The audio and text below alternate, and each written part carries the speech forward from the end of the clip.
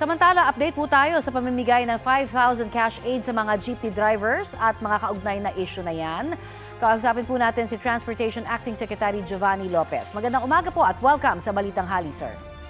Hi, good morning po, Ma'am Connie and Sir Rafi. Salud po ng nanonood ng iyong programa. Opo, again, may mga driver muli, mga jeepney driver naman this time, ang nagrereklamo po na wala na rin sila sa listahan po ng ayuda ng DSWD. Baka po maulit yan, ganyang problema, pati sa fuel subsidy mula po sa DOTR. Paari ho ba niyong makwento sa amin? Ano po bang ginagawa niyong hakbang para hindi na ito maulit?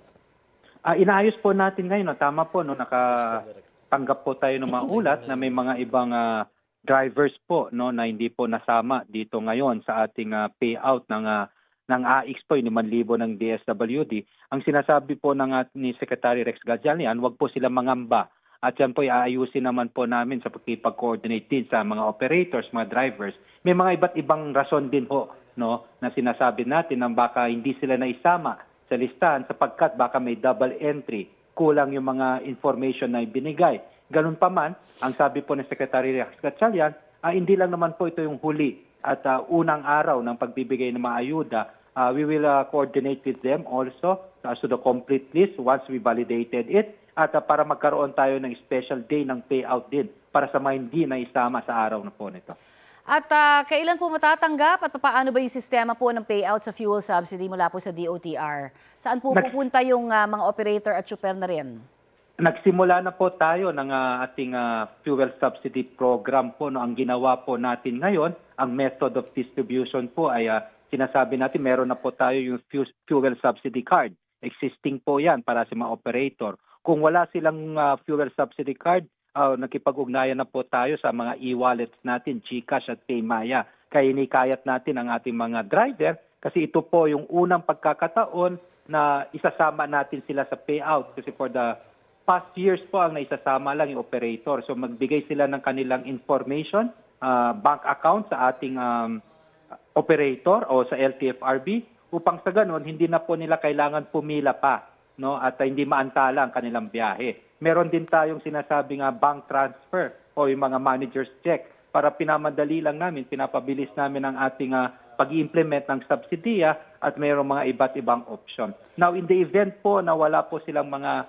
GCash o wala silang mga Paymaya, e-wallets, wala din silang mga bank accounts, no, magsasagawa din po tayo ng actual payout, no, yung mismong cash ang ibibigay natin. At ngayon po, sinasalang natin mabuti yung listahan.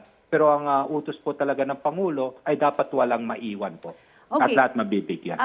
Ito ho, kanina ho, naka-experience na mga pasahero po na hindi nakasakay. Particular na po dyan sa Commonwealth Avenue dahil nasa ayuda payout daw yung mga jeepney driver. Hindi po ba nakita ng inyong kagawaran, sir, na posibleng wala hong makapasada kung pipila nga naman sa ayuda yung mga driver?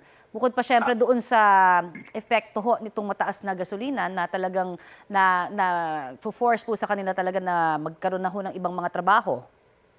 Tama po, no? Ang una nga pong pinag-usapan dati is that we will do the payout by scheduling po. Kasi alam namin kapag sinimulan natin, and that's in coordination with DSWD.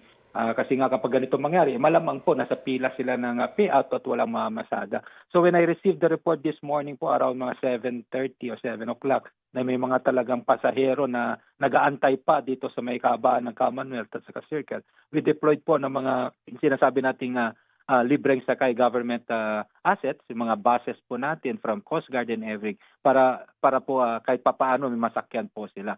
So ang nangyari po ngayon, meron po kasi may master list po usually, no, kung sino po yung makakapunta at dapat makakatanggap. So ang nangyari lang po ngayon, yung kahit na wala sa master list ay pumunta sila para sa payout. So yung mga inaayos po natin ngayon. I see. Okay. At sa palayan po namin sa Mega Manila Consortium, no, sa mga bus po dito sa Balitang Hali, ay hiling nila yung moratorium sa monthly amortization po sa mga modern jeep. Ano po ang gagawin ng inyong kagawaran dyan?